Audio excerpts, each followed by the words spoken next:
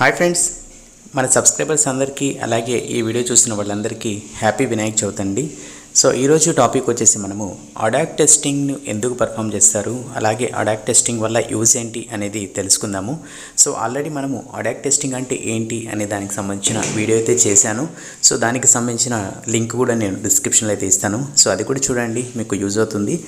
జనరల్గా మనకు ఎక్కువగా ఇంటర్వ్యూస్లో అడాక్ టెస్టింగ్ అంటే ఏంటి, ఎందుకు పర్ఫామ్ చేస్తారు, అలాగే దానికి సంబంధించిన రియల్ టైం ఎగ్జాంపుల్స్ అయితే అడుగుతారండి. సో కాబట్టి మీకు ఒక డెఫినేషన్ ఎక్స్ప్లెయిన్ చేస్తాను, అలాగే మనకు రియల్ టైంలో ఏ విధంగా ఉంటుంది, సో ఈ విధంగా పర్ఫామ్ చేయాలి, ఎలా పర్ఫామ్ చేయాలి అనే దాని గురించి మీకు క్లియర్గా ఎక్స్ప్లెయిన్ అయితే చేస్తాను.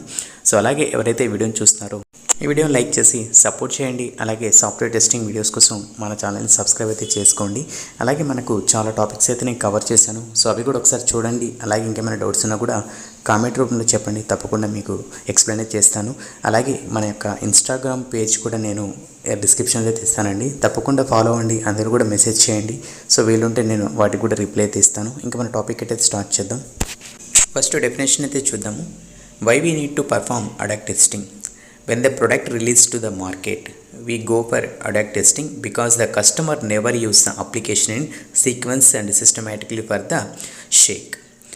We check the application by going for ADAC testing by checking randomly. Checking the application randomly without following any sequence or procedure, since the user doesn't know to how to use the application. They may be used randomly and find some issues. To cover this, we do one round of ADAC testing. So ఇదండి మనకు definition. So మీకు ad hoc testing గురించి like ఏంటి అని definition అడిగితే మీరు ఈ లెవెల్లో మనకు జస్ట్ ఒక 3-4 లైన్స్లో మీరు ఎంత ఎక్స్ప్లెయిన్ చేయగలిగితే సరిపోతుంది. ఇంకా అలాగే మనకు రియల్ టైంలో అసలు ఏ విధంగా పర్ఫామ్ చేస్తారు అనే దాని గురించి ఇంకా మీకు క్లియర్గా అయితే చెప్తాను. సో జనరల్గా మనము ఏదైనా ఒక అప్లికేషన్ కానీ సాఫ్ట్వేర్ కానీ రిలీజ్ చేసే ముందు శానిటీ టెస్టింగ్ పర్ఫామ్ చేస్తాం. సో శానిటీ అంటే ఏంటి, బేసిక్ ఫంక్షనాలిటీ వర్క్ అయ్యేటట్టు చూసుకోవాలి. నెక్స్ట్ మనము అడాక్ టెస్టింగ్ కూడా పర్ఫామ్ చేస్తాం. సో జనరల్ మనకు టైం ఉంది అనుకోండి, స్టార్టింగ్లోనే మనము ఒక అప్లికేషన్ మనకు టెస్టింగ్ చేయండి అని చెప్పేసి డెవలపర్స్ కానీ ఎవరైనా సజెస్ట్ చేసినప్పుడు మనం ఏం చేస్తామంటే, సో యూజర్ ఏ విధంగా టెస్ట్ చేస్తారు అనే ఒక మైండ్ సెట్తో మనము ర్యాండమ్గా క్లిక్ చేసుకుంటూ వెళ్ళిపోతాం. అంటే ఒక ఫ్యూచర్ని యాడ్ చేయడము, డిలీట్ చేయడము, లేదంటే ట్యాబ్స్ నావిగేట్ చేయడము, మల్టిపుల్ బ్రౌజర్స్లో ఓపెన్ చేయడము, అలాగే మనకు డేటాని ఫైల్లో లైక్ సీక్వెన్స్ డేటా కాకుండా ఏమైనా ఎన్క్రిప్టెడ్ డేటా కానీ, అలాగే మనకు ఇన్వాలిడ్ డేటా కానీ ఇవ్వడము. సో ఇలాంటి డిఫరెంట్గా మనము మల్టిపుల్ పాజిటివ్ ఆర్ నెగిటివ్ సినారియోస్ని టెస్ట్ చేసుకుంటూ వెళ్తూ ఉంటారు. అంటే మనకు జనరల్గా మీరు ఏదైనా అప్లికేషన్ను ఫిల్ చేయాలనుకోండి, ఫర్ ఎగ్జాంపుల్, సో మీకు యూజర్ గైడ్ అనేది మీరు చెక్ చేయరు కదా జనరల్గా. సో అప్లికేషన్ మ్యాండేటరీ ఫీల్డ్స్ ఏమున్నాయి, సో అవన్నీ అప్డేట్ చేసుకుంటూ వెళ్ళిపోతారు. సో మీకు ఏ ఫాంట్స్ సపోర్ట్ చేస్తాయి, అలాగే స్ట్రింగ్ సపోర్ట్ చేస్తుందా, ఇంటీజర్ సపోర్ట్ చేస్తుందా, ఫ్లోట్ సపోర్ట్ చేస్తుందా అనేది మీకు తెలియదు కదా. సో ర్యాండమ్గా మీరు ఇచ్చుకుంటూ వెళ్ళిపోతూ ఉంటారు.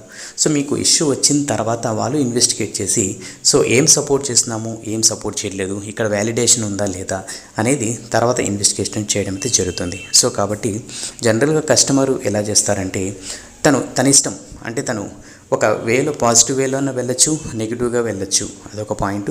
నెక్స్ట్ అతనికి టెస్ట్ కేసెస్ ఉండవు కదా. సో అతను ఏది క్లిక్ చేసినా చేసేసుకోవచ్చు, అంటే దానికి లిమిటేషన్ అనేది ఉండదు. సో ఫర్ ఎగ్జాంపుల్ ఒక ఫైల్ని మనం అప్లోడ్ చేయాలి. సో జనరల్గా మనము ఎంత ఫైలు 1 GB ఫైల్ సపోర్ట్ చేస్తాము అనుకోండి, తను 5 GB ఫైల్ని అప్లోడ్ చేయడానికి ట్రై చేస్తాడు. అప్పుడు ఏం చేయాలి, మనము ఒక వ్యాలిడ్ ఎర్రర్ మెసేజ్ పాపప్ మనం చూపించాలి. So file only support for 1 GB only, more than 1 GB or something support చేయమని చెప్పేసి ఒక ఎర్రర్ మెసేజ్ వచ్చింది అనుకోండి, అది ఓకే. లేదు మనం different kind of error popups చూపించామనుకోండి, కస్టమర్కి అర్థం కాదు. సో అందువల్ల తను ఏం చేస్తాడంటే బగ్స్ని రిపోర్ట్ చేస్తాడు. సో కాబట్టి అడాక్ టెస్టింగ్ అనేది చాలా యూజ్ అవుతుంది. అలాగే మనకు టైం అనేది చాలా సేవ్ చేస్తుందండి. సో కాబట్టి ఎవరైనా టెస్ట్ ఇంజనీర్స్ ఉన్నారంటే ఫస్ట్ మీరు ఏం చేస్తారంటే ర్యాండమ్గా క్లిక్ చేయండి. ఒక ఫ్యూచరు మీకు టెస్ట్ ఇచ్చారనుకోండి, అప్పుడు మీరు ఏం చేయాలంటే ర్యాండమ్గా క్లిక్ చేయండి.